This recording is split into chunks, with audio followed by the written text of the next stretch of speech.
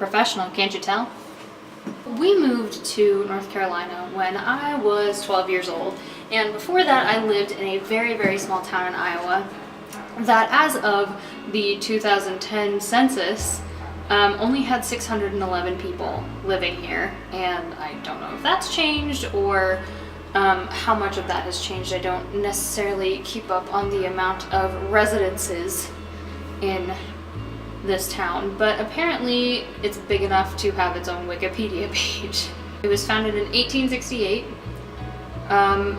It's famous for, it's mainly famous for being part of the Bonnie and Clyde shootout, whole ordeal, whatnot stuff.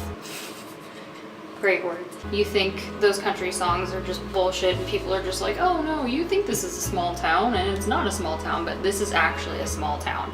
It's actually a small town, USA. It's small enough that the only stoplight is on a stop sign and it's a flashing red light and it's outside of town. It's not even in the middle of town. The way you get around a lot of places around here is by gravel.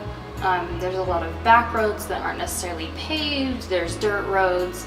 The thing to do around here is go to the county fair or go to the dirt track races, which is something we're actually doing tonight after my brother's graduation party. And I'm very excited about it because that was a big part of my life growing up. My dad raced dirt track for as long as I can remember until we moved, and that was one of my favorite pastimes with my entire family. And it's one of those stereotypical small towns where people know who you are and who your family is, and they also know all your business or some of your business. For example, when we were kids, if we would do something bad and one of the neighbors saw or someone in the town saw, they knew exactly who we were and who to call. So either my parents would get a phone call or my grandma would get a phone call before we even walked in the door to say what happened. But in that sense, it's given me an idea of how to appreciate privacy, but also how to appreciate people who know who you are and care about you and just want the best for you.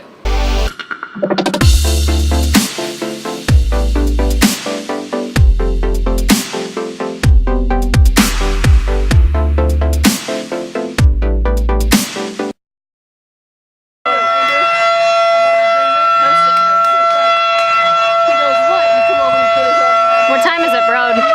5 o'clock. 6 o'clock. You were close. Aha!